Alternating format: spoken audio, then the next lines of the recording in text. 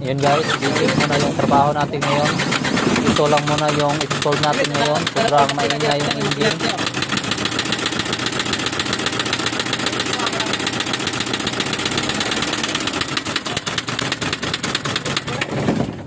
Titingnan natin ang engine dito, baka may martilyo dito na nilagay.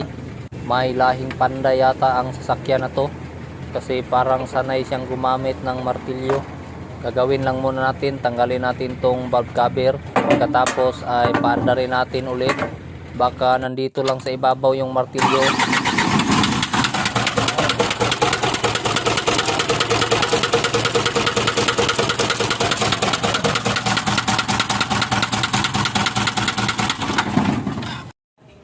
So ayan guys, kita na natin na tinanggal na namin yung cylinder head dito, at saka yung mga piston ay tinanggal na rin.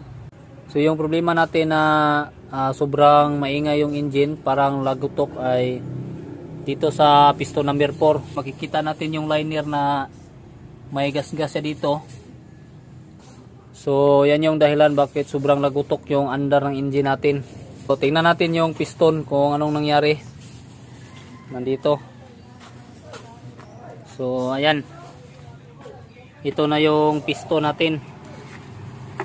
Kita natin, parang ano na siya, naging sinsilyo na. Yung tibuok na 1,000 ay naging piso na ngayon.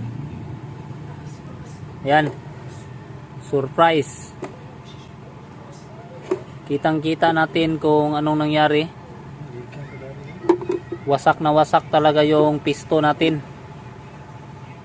So may ano talaga siya dito, may kunting biyak. So kunti lang naman, okay pa naman tong gamitin. Ang gagawin natin dito, tanggalin muna natin yung lahat ng liner. So napakadali lang naman itong tanggalin. Isuso for its all yung engine natin. Hindi na natin kailangan dito na ibaba yung buong engine. Pagkatapos gumamit tayo dito ng mga special tools. Dumikit kasi yung liner dito sa number 4. Iba't ibang klaseng special tools nga yung ginamit ko dito pagtanggal. Ang goals lang naman natin dito ay tanggalin natin tong liner, pagkatapos ay ibalik naman natin agad. Hindi na natin papalitan kasi trip lang naman yung ginawa natin dito. Good. Siya ang nagtanggal. So ayan, kita natin yung liner natin na okay pa naman siya. At dito naman ay kunti lang yung gas-gas, kaya pwede pa talaga to na itapon. Dito nga ay nagbago yung isip ko, imbis na hindi ko papalitan ng piston ay pinalitan ko na lang. Parang nag-overhaul lang kami dito sa gitna ng kalsada, wala kaming mga lagayan ng part. Alam kong sobrang napakaraming nakakaalam ng ganitong klaseng trabaho, kaya hindi na natin kailangan pang i-pull yung mga tutorial sa mga ganito. Ang importante lang dito ay ayan, kita natin kung ano ba yung dapat na palitan. Pagkatapos ay nilinisan muna ng kasama natin yung block.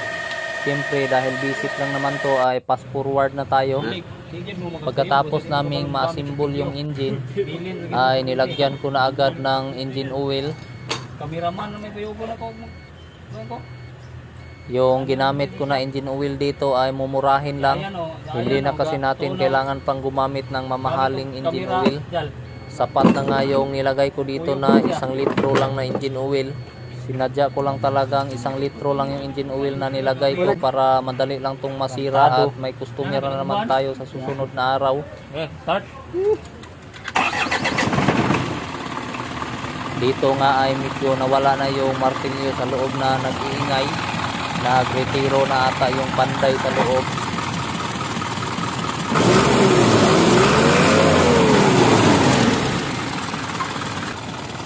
Inobserbahan lang muna namin dito, baka may blue by yung engine. Pag mayroon ay overhaul na naman natin at another na naman yung libor natin. Pagkatapos ay observe natin yung RPM, baka low power to.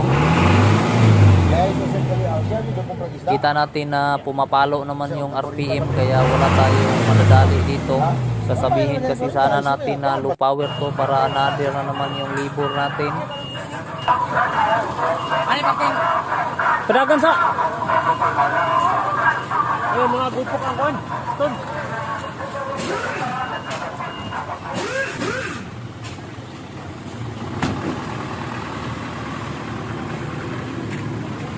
Okay na dito. Dito ito mas.